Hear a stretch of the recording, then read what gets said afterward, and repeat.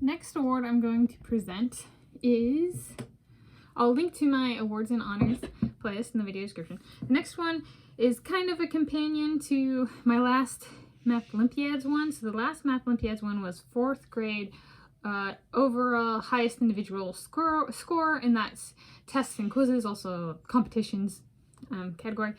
So this is that same year, so the school year 2001 to 2002, so I was approximately I was 9 years old at the end of that school year, so 2002. So it was school year ended in June 2002. And so I also that year won, and this one even came with my name on it, Tanis Leonhardi, 4th grade champion, Sunset Math Olympiad 2002. So there's the bottom of it. Here's the trophy. So this means I won all of the categories. So there are like 3 rings in Math Olympiads. There's tests and quizzes, also known as competitions. There is in-person sessions, so like for a sport that might be practice. And then the 3rd category is assignments, like any good athlete. It's not just about practice and competition. There's also the out of those times kind of thing. So that'd be assignments. So we get weekly assignments that we had to do, and we're graded and stuff like that. And so I won in everything. And this is open to all gender. It was open to all genders and anybody who could participate. So it was a before school program. So I won highest individual score out of all the men and women and otherwise who competed. And I think, if I'm recalling correctly, I got 1st in both categories, and then number 2 and number 3 were both men. So I was like the only woman in the top 3, but then also the only, like, I was also the winner kind of thing.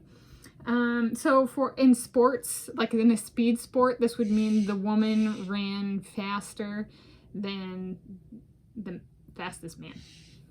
That's a sporting equivalency. So this was open, it's a before school program. And this was actually the first year of 3 consecutive years I won the overall title for my grade. So I won this award 4th, 5th, and 6th grade.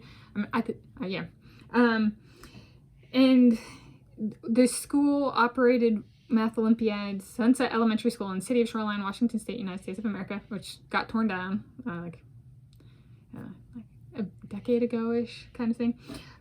About a decade after I stopped attending, or I graduated, I guess.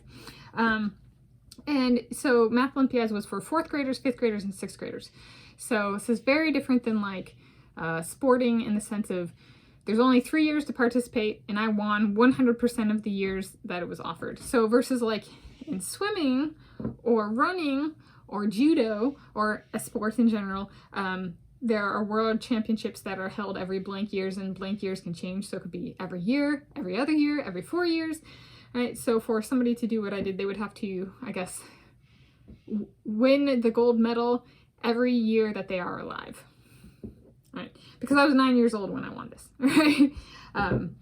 So yes, yeah. So there's, yeah, not really, I guess, then an equivalent in sports that I'm aware of.